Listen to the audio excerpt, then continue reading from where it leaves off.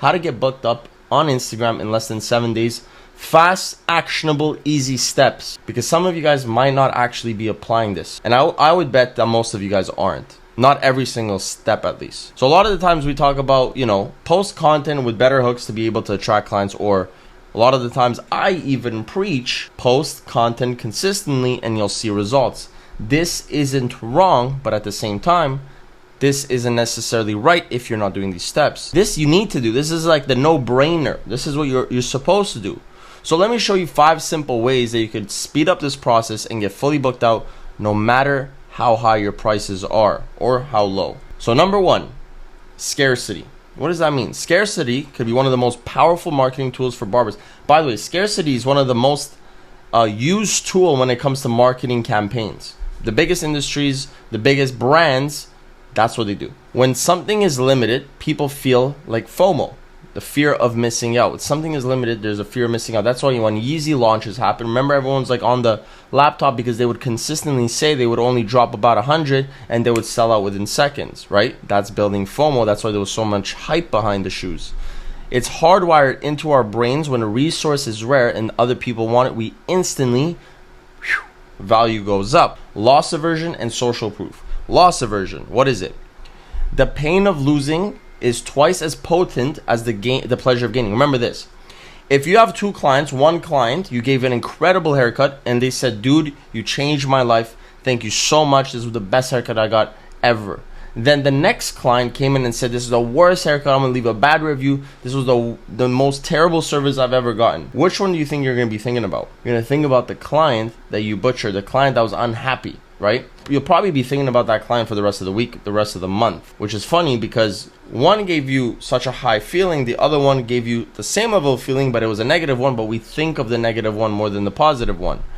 So $100 loss hurts way more than $100 gain. That's called loss aversion. Social proof. If something is in demand, it must be good. That's when you see a barber saying fully booked this week, right? If a barber goes fully booked this week, that's social proof because you're going to think, okay, he's in demand, they're good. Wow, everyone wants them. They must be amazing, right?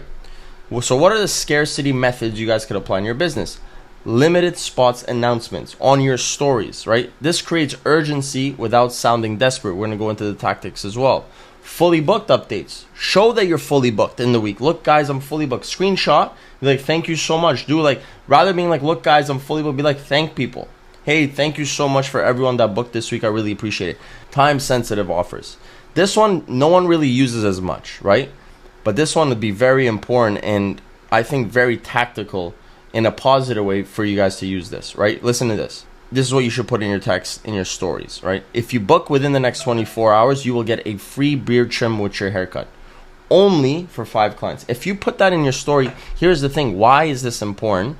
Is because the beard trim, guys, does not cost you any money. And when we say beard trim, you could just maybe do the fade, quick line up at the bottom, quick line up here. Takes you 5 minutes. But this is how you're going to create urgency. This is how you're going to create scarcity where people are going to be like, oh my God, I need a book. This is how, if let's say you're on a Wednesday and you're not seeing that many bookings on like a Thursday and Friday, I would post a story like this to create more demand to fill up your schedule. And further than that, you could also say after that, thank you so much for everyone that booked, 5 clients already done. And then what you do this every single week, you create this demand. Even though, let's say you sold 2 or 3 of them, you still have to always say it's booked. And the whole point is that we want to just fill in our calendars and build this scarcity. So in the future, when you keep doing this, people are going to be like, oh, FOMO. It's like, oh my God, it's going to get booked out again. I want to do it. And then it builds, it builds, it builds. Next thing you know, you have 20 clients asking for one of those services. Okay. So show the screenshot of a busy schedule. We already said that. And last minute openings are huge. I know barbers that do this. And the way you do it is you post a quick story and you say times left 11 a.m., 12 p.m., 1 p.m., 2 p.m., right? And then you start doing X's because let's just say most likely you're going to be busy from 10 a.m. to let's say 6 p.m. But you want to show that all those are already booked up. So you put X's, red X's on top of those times. And then you say only this one available.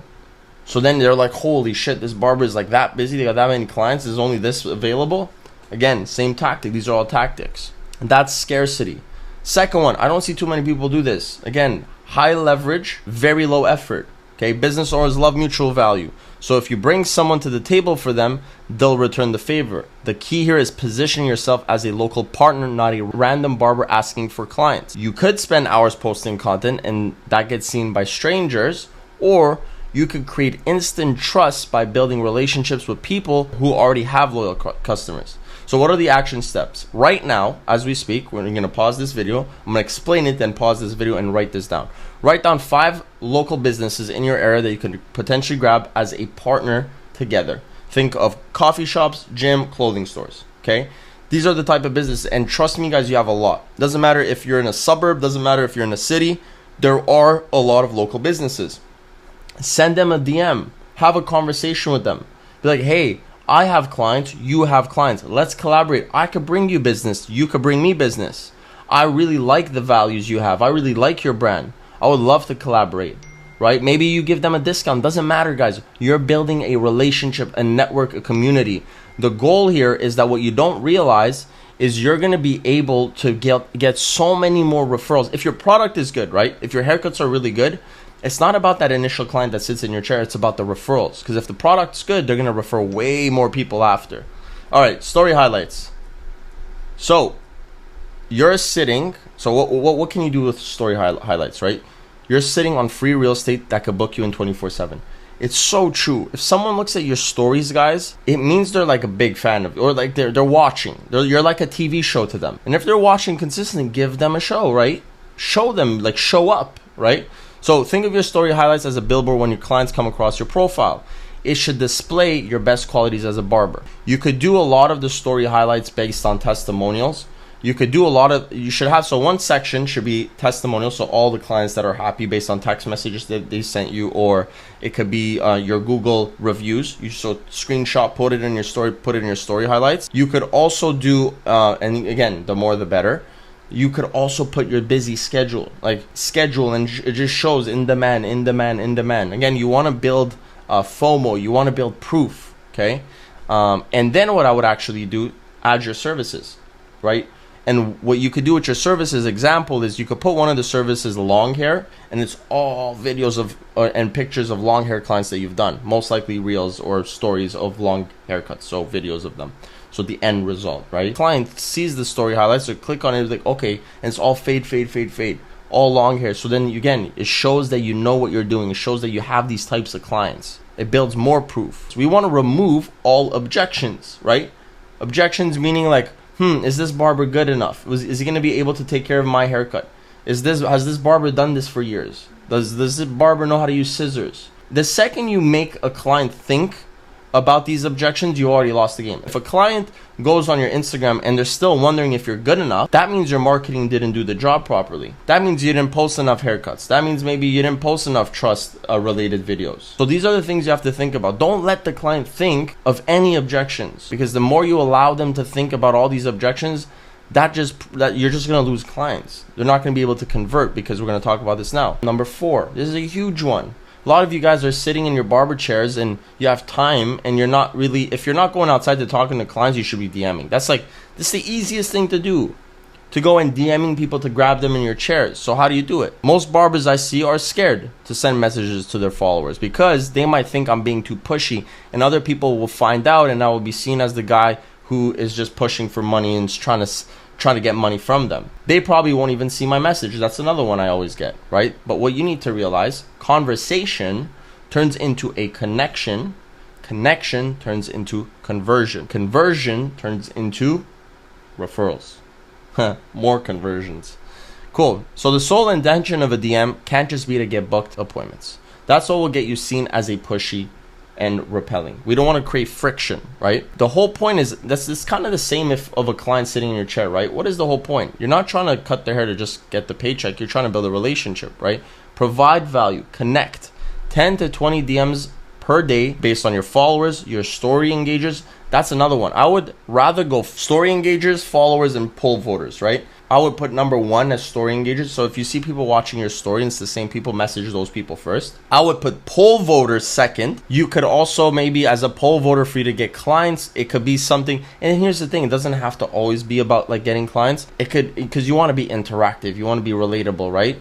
What time should I be headed to the gym this week? Should I start at 10 a.m.? Should I go in the mornings or the evenings? Again, super random, but you could think of like poll voting stuff to add. Again, poll voters and story engagers would be top, because if they're in your stories, then they're most likely going to convert, right? Followers would be less, because if they're following but they're not watching your story, they're going to be less interested. They're going to be colder. People watching your stories are going to be warmer audiences, right? So the way it works is you go from an initial DM to rapport meaning building connection. What made you follow and engage the content? That's what you send them as a message, because what you need is data. What is the piece of content? What is the reason? Is it the social proof on the highlights? Is it the stories? Is it someone else has been telling you about me? You know what I mean? Are people talking about me? Is that how you're finding out about me? Or is it the content itself, right? Which one?